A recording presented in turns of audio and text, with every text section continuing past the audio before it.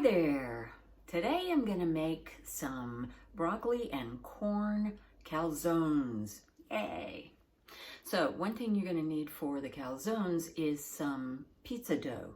You can buy ready-made pizza dough in the supermarket if you want, but I'm gonna make some whole wheat because it's healthier and it's really easy. So I'll show you how to do that. But first let me go over the ingredients for the calzone. So we're gonna need some broccoli. Oh, I didn't take everything out of the bags. Wraps. I forgot. Anyway, you know what broccoli looks like. Voila. You just need 1.5 cups of those. And then you're gonna need corn. And I was surprised to find fresh corn. But I did. I found some. And here it is. I'm going to use fresh corn. Then I'm going to need some mozzarella cheese. And I have this. It's already shredded. And I'm going to need some ricotta cheese. Both of those are from Trader Joe's. Let's see, what else do we need? Scallions. I need some scallions. You know, seems like the bunches of scallions are getting smaller and smaller every time I buy them. This is a bunch. That's not very many. In fact, I need 4 and that's 5. Anyway, I got scallions. And then, fresh basil. And I have fresh basil. Good stuff. Okay, and then I need some garlic powder and flour. You know what flour looks like. And a little bit of canola oil. And I have that right here, canola oil. And the pizza dough. So that's what goes in these. Now, let's back up and do the whole wheat pizza dough. So all we're gonna need for this is some lukewarm water, and I've got it right here, lukewarm, 1.5 cups, and I need a package of active dry yeast, a little bit of sugar and salt, and that's it. So if you have a mixer with a dough hook, then it's going to be a breeze. That's how I'm going to do mine. Otherwise, I've shown you before how to knead dough, and you'll need to do that. So let's get started. We're going to start off by adding the water and yeast to my mixing bowl, my mixer bowl. And there it is. So here's my 1.5 cups. Let me make sure that's right. Looks like I'm a little under.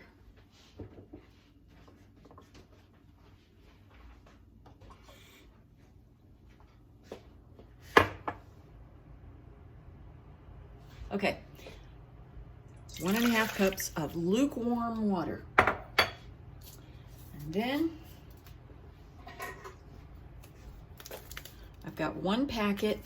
If you're using this, you can buy these in jars. And I used to make bread so much that I would do that. If that's the case, this is 2¼ teaspoon of active dry yeast. So put that in there.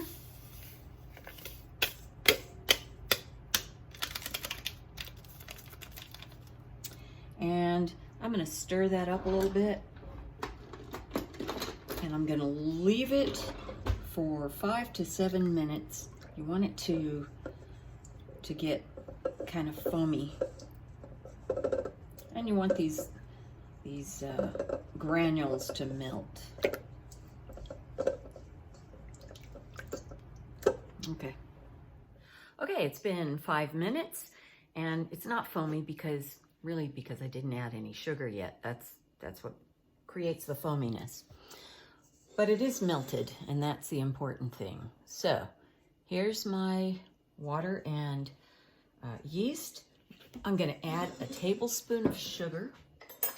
Feed those yeasts so they'll start creating some carbon dioxide. causes the rise. So there's a tablespoon of sugar. And a teaspoon of salt. And I'm just using my Himalayan salt because I have it. Okay, teaspoon. Okay, and now I want to talk about the flour. So I'm making whole wheat, and I like to use really good whole wheat flour, stone ground. And so this is what I have. This is red mill. Doesn't have to be red mill, but this is a good flour. And I wanted to tell you that I don't use whole wheat flour often, and I don't want my flour to go bad, so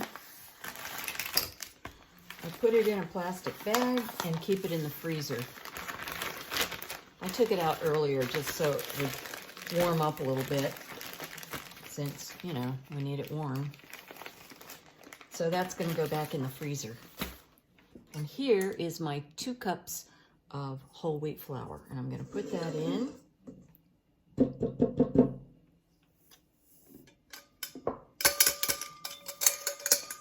And bring it over to the mixer.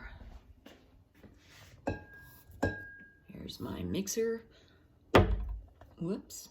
All ready with a dough hook. I'm going to put that in here.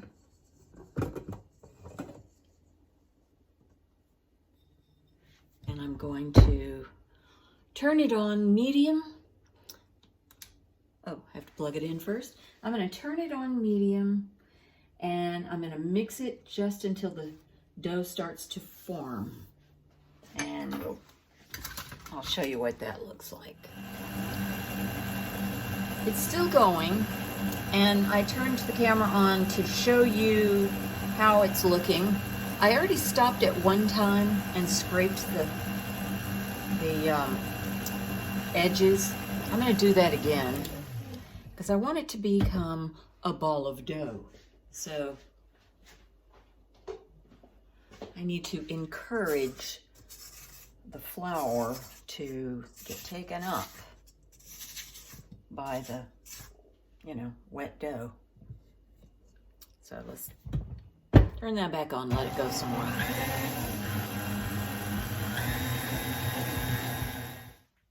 As you can see, the flour has been incorporated and it's still pretty wet.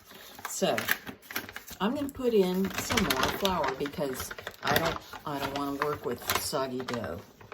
I'm just going to put a handful in, maybe a couple of handfuls, and see how that goes. I don't want it too dry either, of course, but it's got to be able to hold together. So let's see what happens. Okay, it's looking better now. Still might be too wet for me to handle. It's actually still too sticky. See how it's just sticking? This is too sticky to work with. So I'm going to put another handful or 2 of flour, and got to get that consistency right. Okay, so here's the dough hook, and I've got it nice and still kind of moist, but not so moist that it's going to be too sticky. So here it is. And I am just going to cover this and set it in a warm place for 30 minutes. And during that time, we'll be doing the other things we have to do to make calzones. I have put, there's my bowl, and I put a clean dish towel on top with a plate. I want to keep the moisture in and keep it nice and warm. And I decided I'm going to create a nice warm space in my microwave. So I heated up some water. I'm just going to put that on the side, and I'm going to put, I need 2 hands to do this. So I have put the bowl in the microwave next to that hot water. And I'm just gonna close that and just leave it in there because that'll create a nice warm place so the dough can rise. So I'm gonna leave that for 30 minutes. Set the timer, and I'm off. We got stuff to do. I just washed the broccoli. I think that's gonna be enough. I need 1.5 cups. And I need to wash my corn, and I'll show you how we do that. And I need to also wash my scallions. So I'm gonna just wash all the produce, and I'll be right back. I'm gonna go ahead and heat up the oven. But before I do, well, I did already. I put my racks about 1/3, well, it's a little more than 1/3 of the way up. And then this is about 1/3 from the top. So it should be 1/3 from the bottom and 1/3 from the top. You just want to have room for 2 pans. And here are my pans. So I need to preheat the oven to 425. And that's going to warm my kitchen, and I'm going to be real happy about that. So I need to spray these with, Pam cooking spray. You know, I was really thinking about using parchment paper because that would make it a lot easier to clean up, but I don't know, that would be a lot of parchment paper. So I'm going to spray those with cooking spray, cooking oil, and I'll be right back. Pans are coated and oven is heating. So now it's time to mix up the filling. So here I have my 3 cobs of corn. I'm going to get a large bowl. Well, let's just move this out of the way. Get a large bowl, and I'm going to cut the kernels off the corn. So I guess it would be better like this. So of course you want to hold it very carefully so that you don't slice your fingers. And just go down and slice.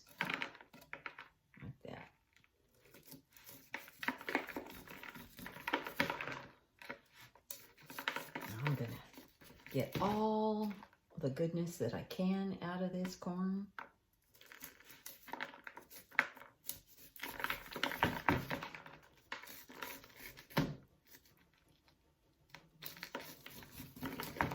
If you're going to do something like a soup or something, you could, after you cut all the kernels off like this, you could use the other side to just kind of force the milk and every last bit of that stuff.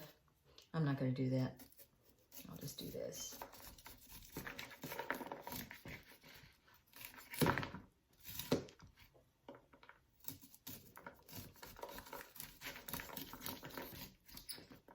Sometimes I'll even just put the cob in when I make a soup to get all that flavor in the soup, and then just remove it once the soup is, finished cooking. Okay.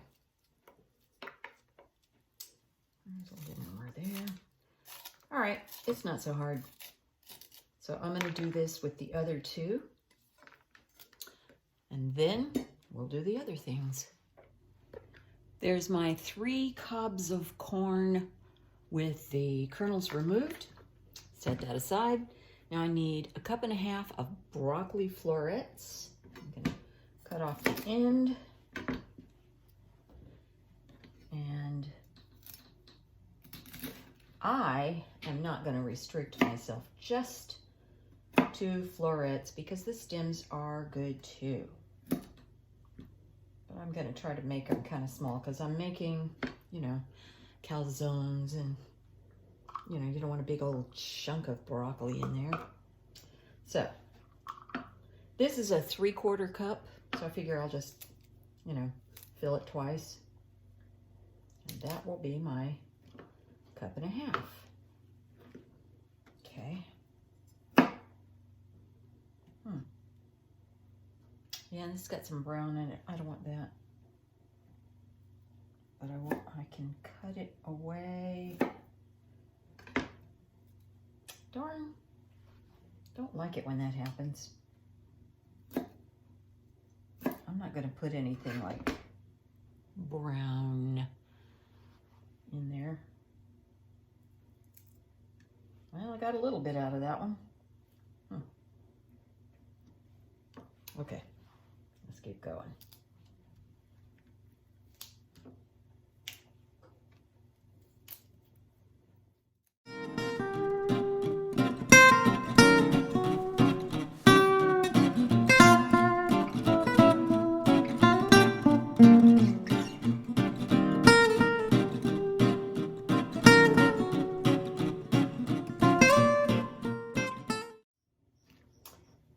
Well, I don't actually need to use the stem. Maybe I'll use it for something else. Do you remember I used to make a Chinese broccoli stem salad? It was so good. All right, that's the broccoli. And here's the scallions. So I need 4 of those. I'm gonna cut off the roots.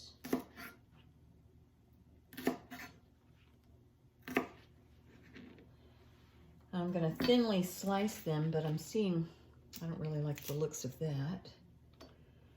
If there's any, you know, that are starting to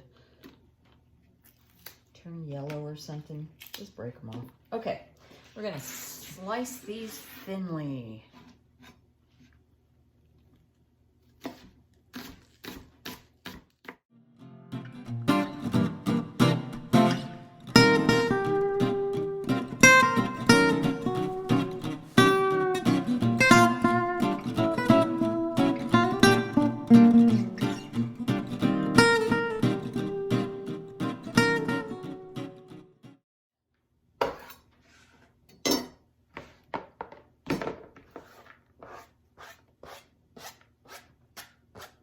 Okay, now we have some more things to add. There's one more thing I have to chop, and that's this, which is fresh basil.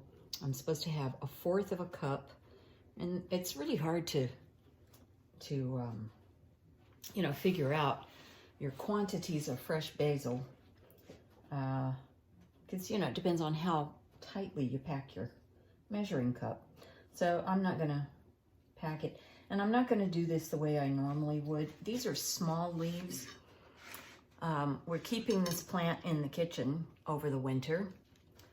So I don't know if that's why the leaves are small, or maybe it's just a small leafed basil. Anyway, I'm just gonna do it like this. I need to chop them. So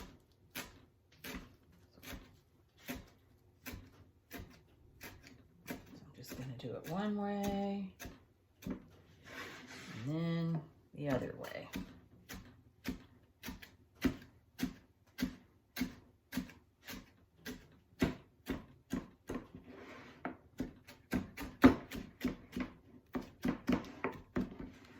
Really, you know, it doesn't have to be finely chopped.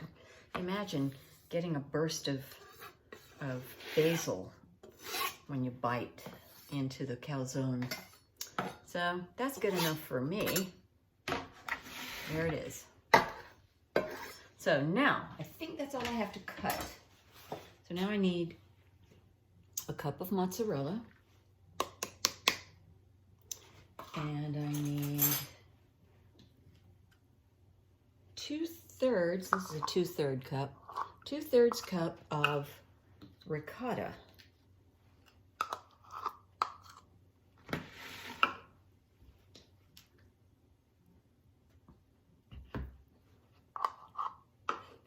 Of course, I'm gonna press it down. I want all I can get in there. It's good stuff.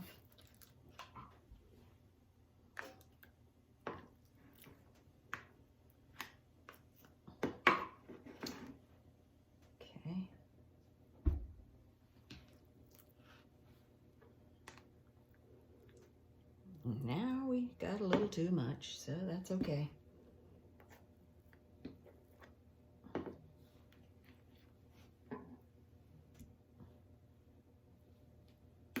Okay, put that in.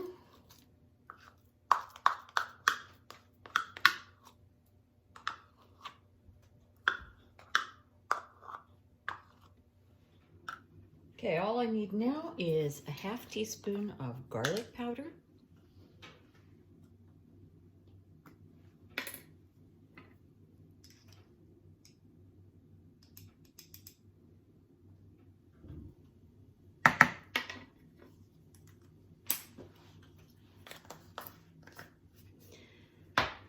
1/4 teaspoon of pepper, which to me means however much I want.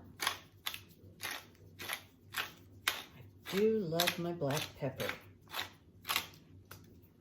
And 1/4 teaspoon of salt, or, you know, what suits you. Okay, gonna mix all this up together.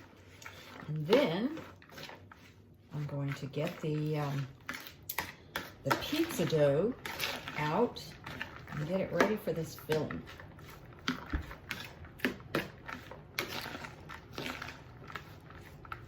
This is going to be good stuff, I'm sure. The ricotta, you know, tends to bunch up, so I have to press it with the back of the spoon to break it all up and, you know, get it mixed evenly. Okay, so now I'm going to grab my my pastry sheet, get it ready because I'm gonna need 8-inch rounds of dough. All right, I've got my bowl of dough here. Oh, nice. And since we're doing calzones and not a loaf of bread, we don't have to worry too much about, you know, how much it's risen. I'm gonna press it down anyway. And I'm gonna use white flour instead of whole wheat to roll this because, you know, save the good flour, right? So we're gonna sprinkle that with flour, and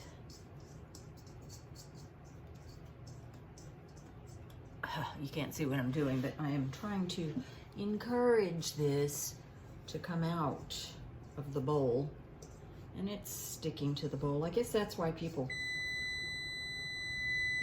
Ah, the oven's hot.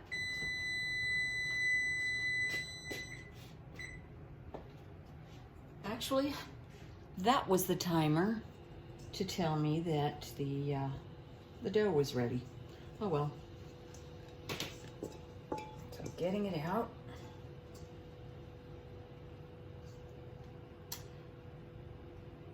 All right, hang on. I've got to clean this up. See? Okay, so I just weighed this, and it's 25 ounces. So each one, if I cut this into 6, each one should be 4, a little more than 4, but I'll take 4. So I'm gonna eyeball it first and see how close I get. I can see this one's bigger than this one. So let's take this one first. 4. Let's see what this is. I'm gonna weigh these. Okay, so you don't have to weigh these. I'm kind of anal, as you know. And so I'll show you when I get done. Okay, I have 6 little balls of dough. Pretty close to the same size. Not perfect, but close enough. So I'm gonna roll them out to 8-inch circles.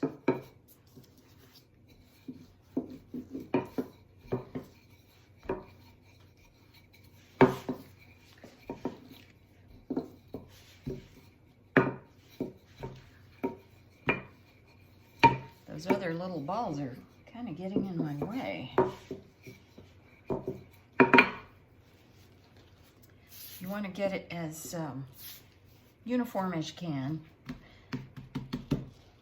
That is not even 6 inches. I need to move these.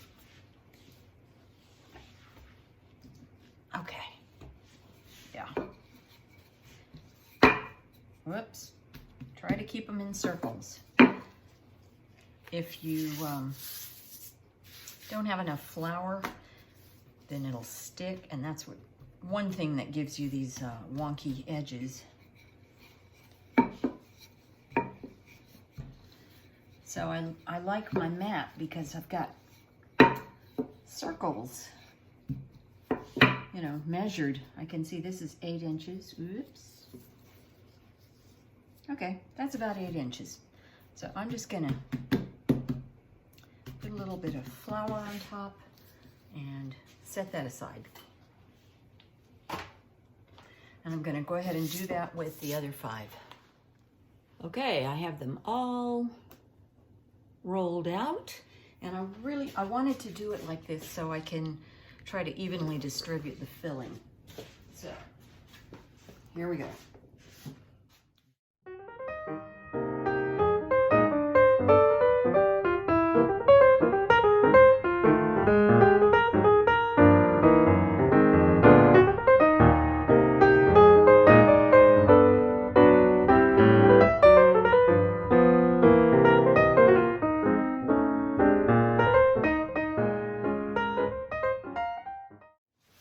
Okay, so I'm gonna get some water and a pastry brush, and I'm just gonna wet the border around here like this. And then fold it over. And it is a soft dough, so, you know, maybe I'm worrying too much about overfilling. So the water will help to seal the edges. So I'm gonna do that. Get a fork and just do this to close it. You might need a little flour on your fork if it's sticky.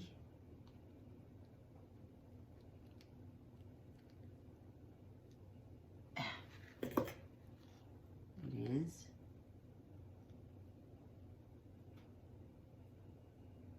Okay, and then I'm going to very carefully place this on one of the sheet pans, and I'll get back with you. I have them ready to go. Here they all are. Worked out great. I do have a little bit of filling left over, and I'm just gonna use it in an omelet tomorrow. So now I have oil, just a little bit of canola oil here, and I'm just gonna brush the tops with oil very carefully because it's pretty tender dough. Okay.